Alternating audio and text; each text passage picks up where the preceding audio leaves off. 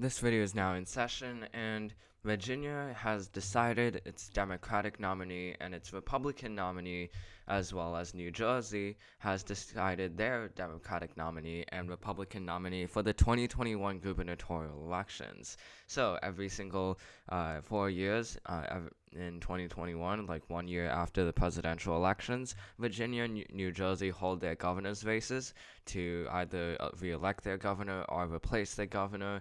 And we had the final list here. It's Terry McAuliffe versus Glenn Youngkin. And this was because the Democratic primary happened on June 8th, so very recently. And Terry McAuliffe won that election by a lot. He won by 62%, which is 42% more than the second best candidate, Jennifer Carroll Foy.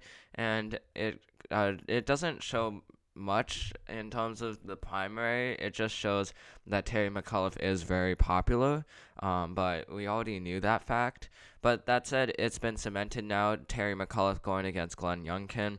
Terry McAuliffe, by the way, was the former governor of Virginia. He served as governor from 2013 to 2017, or like 2014 to 2018.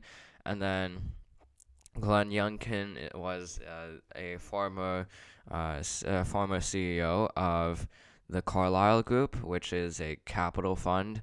It's an equity group, so it's practically a business that specializes in investments. So Glenn Youngkin was able to win the Republican convention on May 8th. So now we're up to the general election, and for Virginia, it's going to be a test to see whether Republicans have any chance left in Virginia, because this is the best chance that they've had in a very long time.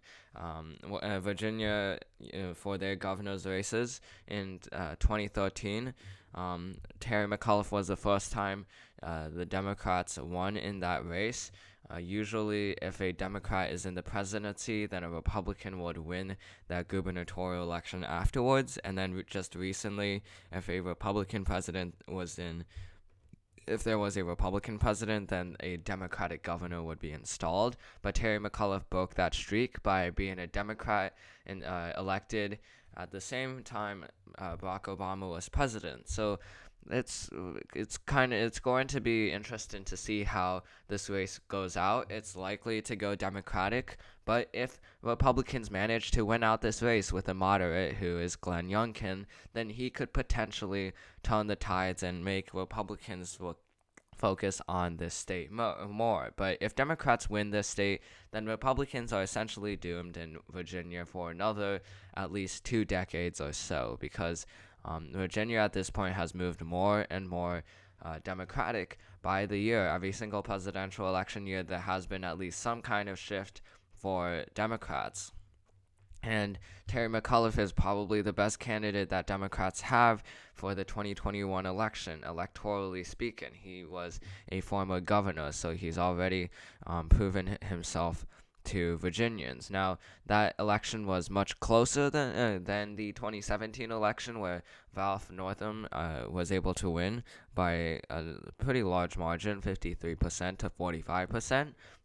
But we'll see if Terry McAuliffe could pull up those numbers in a Biden presidency. If he does bring up those numbers, it not only shows that Virginia is pretty Democratic, but it also shows that Democrats should have a tiny bit of hope, a little bit of hope of retaining the House in 2022, because currently we're seeing that a lot of the races in the House, with the exception of Texas's 6th district, has gotten more Democratic. It's an inconclusive result because we need to see more races, but for now it seems like Democrats are not doing entirely badly in House special elections. Like New Mexico's 1st district, they were able to gain on Biden's win in 2020 by 3 points to win by 26 percentage points. So if the same thing happens here, then it starts to become a major sign that Democrats have the opportunity of breaking the streak of the opposing party gaining seats in the House. Now, it's still very likely in Republicans' favor that they will retake the House from the Democrats in the 2022 election, but there is that sliver of chance. Especially, it's higher than before, primarily because of COVID getting better in the United States, and as well as infrastructure aid supposedly being on the table in the U.S. Congress. So that's Virginia's governor's elections. I'll talk a little bit about the New Jersey governor's elections. It doesn't really matter as much because even though I'm gonna butcher his last name, but even though Jack Ciattarelli, I'm gonna say Ciattarelli, even though even though he's more of a moderate, Phil Murphy is almost definitely still going to win. In New Jersey, he's very popular, even with his COVID response, which has been a little bit questionable, but nonetheless, the vaccines have gotten out, and New Jersey is one of the best states in terms of vaccination rates.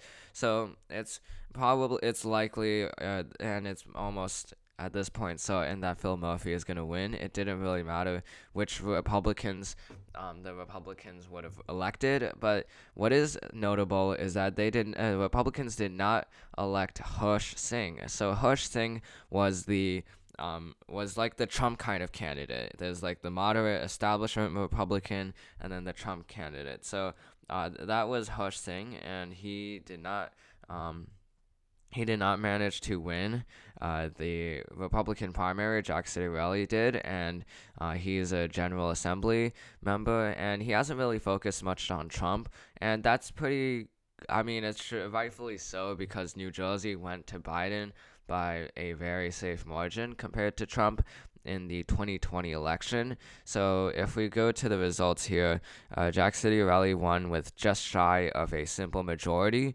Meanwhile, Hirsch Singh did not even get second place. Phil Rizzo got second place, and Hirsch Singh got third place. So that's the New Jersey race. It's not really much to talk about.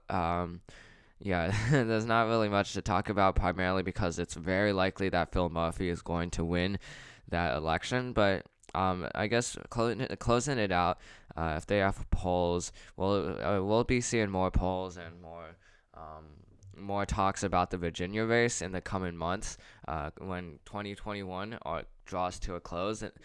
Specifically on November 2nd, I believe, is when the election is happening. So we will report that when it gets closer to the election, but the stage has been set with Terry McAuliffe and Glenn Youngkin.